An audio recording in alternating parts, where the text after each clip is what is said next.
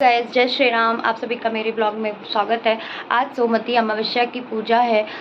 को बताती हूँ सोमवती अमावस्या की पूजा क्यों की जाती है। क्योंकि एक गरीब ब्राह्मण था, उसकी एक पुत्री थी, उसका विवाह नहीं हो रहा था, उसको कोई दोष था। तो एक वह किसी साधु से पूछता है, तो साधु बताता है कि आपकी पुत्री का विवाह नहीं हो रहा है, इसका कोई दोष है। तो आप कुछ दूरी पे एक गाँव है, वहाँ पे एक धोबिन रहती हैं। अगर उस धोबिन की सेवा वह निस्वार्थ होकर करती हैं, करने के बाद वह सिंदूर अपनी मांग का उतार के उसकी मांग में लगा देती है, उसके बाद उसका विवाह हो जाएगा। तो वह ब्राह्मण की पुत्री ने वैसा ही कुछ किया। वह घर गई, धोबिन की बहू थी, तो उसने पूरा घर का काम किया। ना उसकी सास को पता था, ना धोबिन को पता, मतलब ना ही उसकी बहू को पता हुआ और ना ही उसकी सास का। वो काम करके चुपचाप चली आती थी। इसी तरीके से कुछ दिन बीत गए। फिर उसकी सास ने पूछा, धोबिन ने पूछा अपनी बहू से कि इतना काम तुम कैसे इतनी जल्दी कर लेती हो। तो बहू ने कहा, माँ जी मैं तो नहीं करती हूँ, मुझे लगा आप करती हो। तो उनकी सास ने, जैसा कि धोबिन ने फिर कुछ दिन नजर रखी। तो एक दिन वह काम करती हुई लड़की पकड़ी गई। तो जब धोबिन ने उस लड़की को देखा, पकड़ा, तो वह जो है सब कुछ अपनी कहानी बताने लगी। तो उसकी जो धोबिन थी, धोबिन एक रास्ते से चली आ रही थी, तो उसको पीपल का वृक्ष मिला। तो उसने 108 ईंटे के गिट्टे उठाकर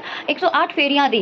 फेरियां देने के बाद उसका पति जीवित हो गया। इसी तरीके से सोमवती अमावस्या का ये जो दिन आता है, इसमें जो है ये पूजा होने लगी। इससे हम लोगों की पतियों की लंबी उम्र होती है। तो इसी प्रकार ये प्रथाएं शुरू हो गई। तो चलते हैं हम भी पूजा करने के लिए। बहुत बातें गपशप हो गया।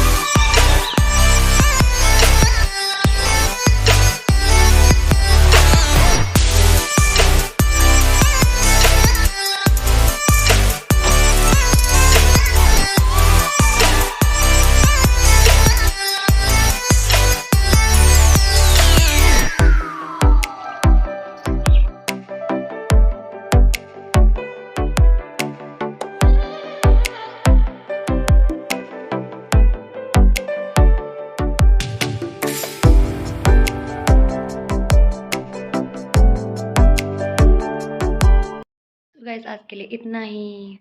बाय। फिर मिलते हैं अगले नेक्स्ट व्लॉग में।